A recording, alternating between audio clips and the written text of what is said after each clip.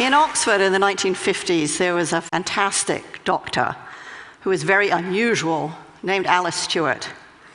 And Alice was unusual partly because, of course, she was a woman, which was pretty rare in the 1950s. And she was brilliant. She was one of the, at the time, the youngest fellow to be elected to the Royal College of Physicians. She was unusual, too, because she continued to work after she got married, after she had kids, and even after she got divorced and was a single parent, she continued her medical work. And she was unusual because she was really interested in a new science, the emerging field of epidemiology, the study of patterns in disease. But like every scientist, she appreciated that to make her mark, what she needed to do was find a hard problem and solve it. The hard problem that Alice chose was the rising incidence of childhood cancers. Most disease is correlated with poverty, but in the case of childhood cancers, the children who were dying seemed mostly to come from affluent families. So what, she wanted to know, could explain this anomaly? Now, Alice had trouble getting funding for her research. In the end, she got just £1,000 from the Lady Tata Memorial Prize, and that meant she knew she only had one shot at collecting her data. Now, she had no idea what to look for. This really was a needle in a haystack sort of search. So she asked everything she could think of. Had the children eaten boiled sweets? Had they consumed colored drinks? Did they eat fish and chips? Did they have indoor or outdoor plumbing? What time of life had they started school? And when her carbon-copied questionnaire started to come back, one thing and one thing only jumped out with a statistical clarity of a kind that most scientists can only dream of.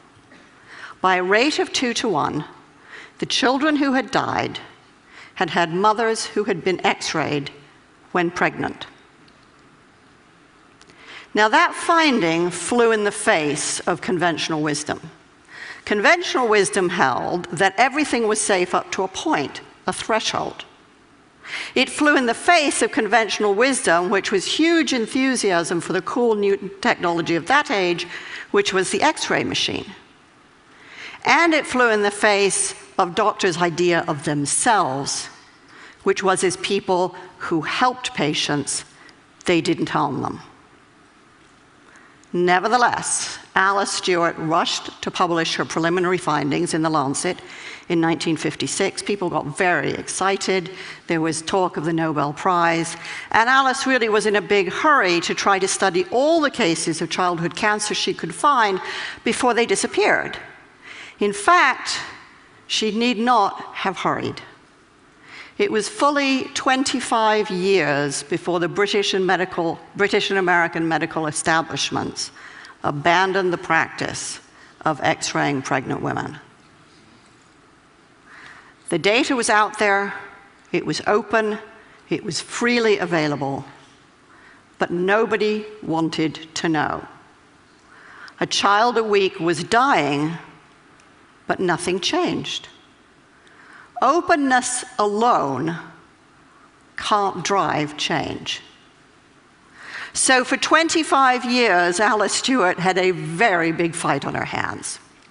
So how did she know that she was right? Well, she had a fantastic model for thinking. She worked with a statistician named George Neal, and George was pretty much everything that Alice wasn't. So Alice was very outgoing and sociable, and George was a recluse. Alice was very warm, very empathetic with her patients. George frankly preferred numbers to people. But he said this fantastic thing about their working relationship. He said, "My job is to prove Dr. Stewart wrong." He actively sought disconfirmation, different ways of looking at her models, at her statistics, different ways of crunching the data in order to disprove her. He saw his job as creating conflict around her theories, because it was only by not being able to prove that she was wrong that George could give Alice the confidence she needed to know that she was right. It's a fantastic model of collaboration. Thinking partners who aren't echo chambers. I wonder how many of us have, or dare to have, such collaborators. Alice and George were very good at conflict. They saw it as thinking. So what does that kind of constructive conflict require? Well, first of all, it requires that we find people who are very different from ourselves. That means we have to resist the neurobiological drive, which means that we really prefer people mostly like ourselves. And it means we have to seek out people with different backgrounds, different disciplines, different ways of thinking, and different experience, and find ways to engage with them.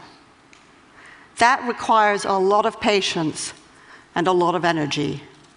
And the more I've thought about this, the more I think, really, that that's a kind of love, because you simply won't commit that kind of energy and time if you don't really care.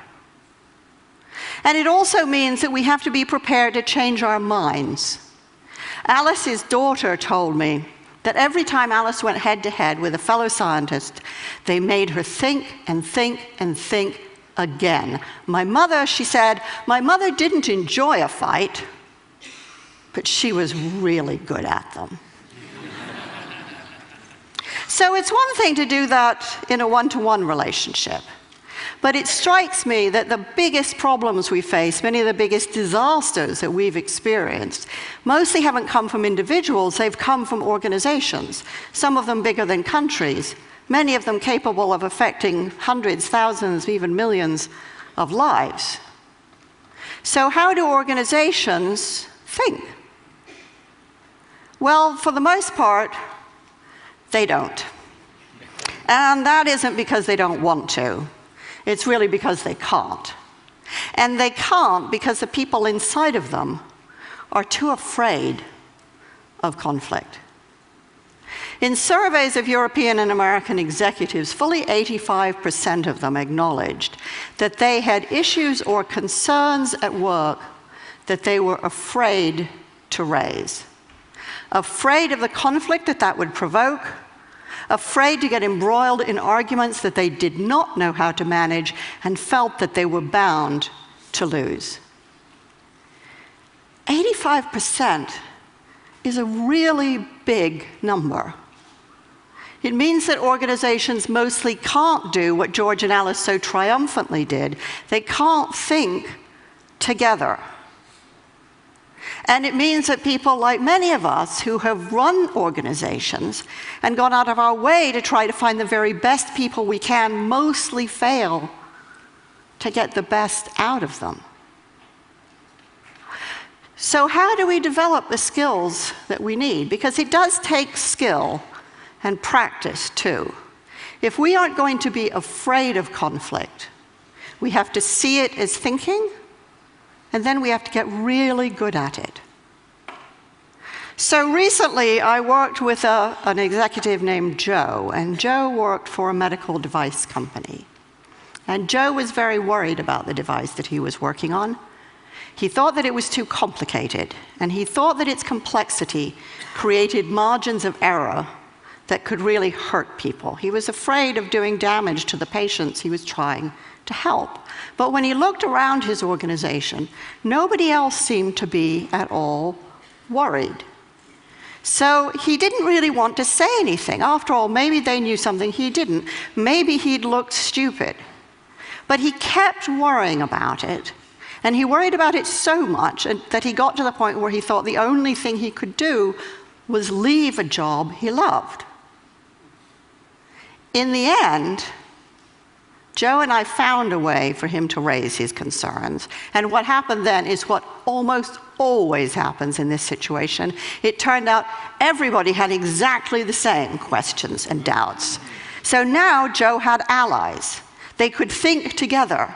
And yes, there was a lot of conflict and debate and argument, but that allowed everyone around the table to be creative, to solve the problem, and to change the device. Joe is what a lot of people might think of as a whistleblower, except that, like almost all whistleblowers, He wasn't a crank at all. He was passionately devoted to the organization and the higher purposes that that organization served. But he had been so afraid of conflict until finally he became more afraid of the silence. And when he dared to speak, he discovered much more inside himself and much more given the system than he had ever imagined. And his colleagues don't think of him as a crank. They think of him as a leader. So how do we have these conversations more easily and more often? Well, the University of Delft requires that its PhD students have to submit 5 statements that they're prepared to defend. It doesn't really matter what the statements are about. What matters is that the candidates are willing and able to stand up to authority. I think it's a fantastic system, but I think leaving it to PhD candidates is far too few people and way too late in life. I think we need to be teaching these skills to kids and adults at every stage of their development if we want to have thinking organizations and a thinking society. The fact is that most of the biggest catastrophes that we've witnessed rarely come from information that is secret or hidden. It comes from information that is freely available and out there, but that we are willfully blind to because we can't handle, don't want to handle the conflict that it provokes. But when we dare to break that silence, or when we dare to see, and we create conflict, we enable ourselves and the people around us to do our very best thinking. Open information is fantastic. Open networks are essential. But the truth won't set us free until we develop the skills and the habit and the talent and the moral courage to use it. Openness isn't the end. It's the beginning.